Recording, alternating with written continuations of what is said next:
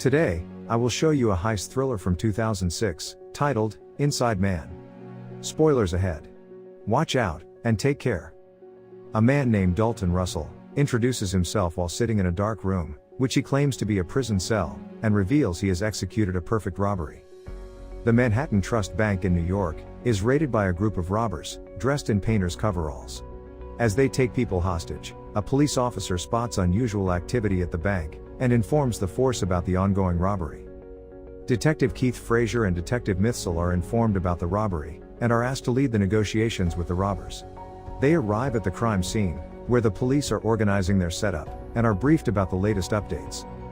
Inside the bank, robbers order the hostages to gather in the main hall, where they collect their keys and cell phones. One of the bank employees tries to hide his phone, implying that he left it at the house, but their leader finds it in his office room, and beats him in front of everyone, to send the message that everyone needs to comply with their orders. The hostages are then forced to change into coveralls and masks, just like the robbers. Meanwhile, they spot an old sick man, and send him outside the bank, with a note warning the police to stay away. Arthur Case, the chairman of the board of directors of the bank, calls a fixer Madeline White, and requests her help in the ongoing robbery at his bank. He tells her about a safety deposit box in the bank, and asks her to protect it at any cost, but does not reveal anything about the contents of the box. The police continue the investigation, and try to call the robbers, but no one answers the phone, nor do they find anything useful from the security footage, as the robbers already turned off the cameras. After some time, the robbers send another hostage outside, with a briefcase that contains another note, asking the police to arrange 2 buses and a jet for them by 9 p.m., otherwise the hostages will face the consequences. As the police discuss the situation, Arthur visits them, and offers his help to meet the robbers' demands, but Keith refuses the offer and asks him to leave. Soon, the police receive another message from the robbers, in which they ask them to arrange food for the hostages. The police send in a recording device within the pizza boxes, and the bug soon captures a conversation, but it's in a foreign language. The police ask the citizens for their help to identify the language, which turns out to be Albanian. Keith calls in a woman to translate the conversation, but she reveals it's just a recording from one of the speeches of a former Albanian president. After listening to her, Keith realizes the robbers are trying to keep them engaged, to get more time, but he still cannot figure out their plan. Meanwhile, Dalton Russell opens the safety deposit box 392, and confiscates its contents. Madeline arrives outside the bank, and is introduced to Keith, who is asked to include her in the investigations. Keith once again calls inside the bank, and talks to Russell, while threatening that he will be in prison within no time, but Russell confidently replies that he will walk out through the front door, and he won't be able to do anything. As time goes by, the robbers divide the hostages among different rooms, and keep on shuffling them, while incorporating their team members among them. They also continue to work on their secret plan, and keep digging the floor inside the supply room of the bank. At Madeline's request, Keith allows her to talk to the robbers, and she offers Russell a safe way out, if he protects her interests. After listening to her, Russell invites her inside the bank, where she offers him $2 million if he protects the contents of the box, but he rejects the offer. Upon Russell's question about the contents, she denies knowing anything about it, but he reveals that he is aware of what's inside the box. He tells her, the box belongs to someone who worked for a bank in Switzerland during World War II, and took advantage of the situation to make a lot of money, which he later used in establishing this bank. Madeline realizes he knows about Arthur's past, and requests him to take her to the safety deposit room. In the box, they discover an envelope containing documents from Nazi Germany, and Russell says Arthur should have destroyed these documents a long time ago. She once again offers him help in return for a safe way out, but he does not seem interested at all. She comes outside the bank, where Keith asks her about her conversation with the robbers, but she ignores his question, saying she is not allowed to share any details with him. As the team discuss the robbers' potential plan, Keith suspects they are only distracting them to buy more time. He decides to be a step ahead, and calls Russell to inform he has arranged a plane as per his demand, but he won't hand it over, until he makes sure the hostages are safe.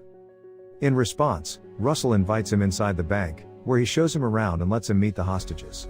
He takes him to a different room, where Keith assures the hostages that he will be taking them out soon.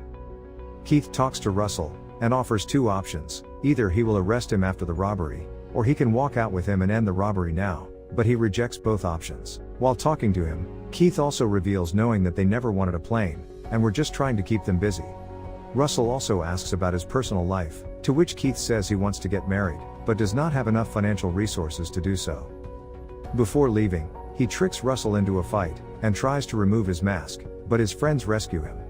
After leaving the bank, Keith tells Mitchell that he intentionally started the fight, just to find out about the robber's mindset, and has discovered that they won't hurt anyone. Soon, he is proved wrong, as Russell calls him, and asks to point the cameras to the second floor, where they execute one of the hostages in front of them. Keith gets frustrated, and rushes to the bank, where Russell tells him he is responsible for the killing, and that he will kill others too if he does not fulfill their demands. Keith's superior arrives, after finding out the news about the hostage's murder, and scolds him for being irresponsible. He forces him to stay off the case, while he plans the next move with the rest of the team. The police decide to raid the bank, and use rubber bullets to take everyone down, until they identify the robbers. Meanwhile, Keith suspects the robbers cannot just sit there in the dark, and they must have some way to anticipate the police's next move. He comes back to the van, and searches the briefcase they sent earlier, finding out that they planted a listening device, and were aware of their every move. He orders the team to abandon the plan, but they still decide to go forward. The robbers, who have heard about the raid, use smoke grenades, and come out of the bank with the hostages. The police surround them, and Keith orders to interrogate each one of them, as some of them may be the robbers. As hostages are taken away, the police go inside the bank, and start searching around to find out about the loss. They look around the supply room, but get surprised to see that the robbers did not even touch the money. Keith recovers the hostages' cell phones, but gets confused as he cannot understand the purpose of the robbery, if they did not steal anything from the bank. The team also finds out about artificial guns and props, realizing they had no plan to harm anyone, and fake the execution just to threaten them. Upon Keith's orders, the police investigate each of the hostages, but are unable to suspect any of them to be the robbers. Keith meets his senior, and informs him about the details, saying none of the hostages were found to be involved, as they have witnessed each other. As they cannot find any clue, nor is there any proof of the robbery, he is asked to close the case due to the lack of evidence. Keith agrees, but continues his search for the truth. He studies bank records, and finds out the safety deposit box number 392 is not mentioned anywhere, so he asks Michelle to assist him in running a background check. He also meets Madeline, and confronts her about the case. He pulls out an incriminating recording that he made earlier, when Madeline was introduced to him, and he was threatened to cooperate with her. After listening to it, she tells him about Arthur's dealings with the Nazis, but asks him to keep it confidential, if he doesn't want to lose his job. Madeline later meets Arthur, and tells Keith is not ready to give up on the case. Arthur asks her about the envelope, but she tells her the gang leader has it, as he might be planning to use it against him in the future. While talking to him, she says the robbers did not take any money from the bank, but she is sure they were after the contents of the box, which she suspects must be more valuable. After some confrontation, Arthur admits the box contained loose diamonds, and a ring that belonged to the wife of his Jewish friend, whom he betrayed to the Nazis, because they paid him a lot of cash. She learns about his crimes, but is asked to keep it a secret as part of her deal, and she agrees to it. Russell resumes his monologue, in which he claims to be in a cell, but he is actually revealed to be behind an artificial wall, in the supply room of the bank, that his teammates built during the robbery. He pulls out the diamonds he stole from the box, and comes out of the secret space a week after the robbery. Russell's team, who is revealed to be among the hostages, but the police could not identify them, waits for him outside the bank to pick him up. They spot Keith and Mitchell going inside the bank, and inform Russell about them, but he assures them he will make it out safely. With his changed getup, he walks out of the door and bumps into Keith, who is just entering the bank, but he cannot recognize him. Russell rejoins his team, who warmly welcome him, and celebrate their victory. Meanwhile, Keith, who has got the search warrants, asks the officials to take him to the safety deposit box number 392. He finds a diamond ring inside the box, with a note that says follow the ring. Keith and Mitchell visit Arthur, and investigate him about the ring, but he does not reveal anything. Keith later meets Madeline, and persuades her to report Arthur to the War Crimes Office.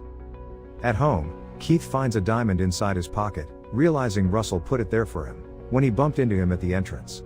He also remembers him saying that he will walk out of the front door in front of them, and smiles in admiration. The end. Thank you for watching. Subscribe if you'd like to see more videos like this.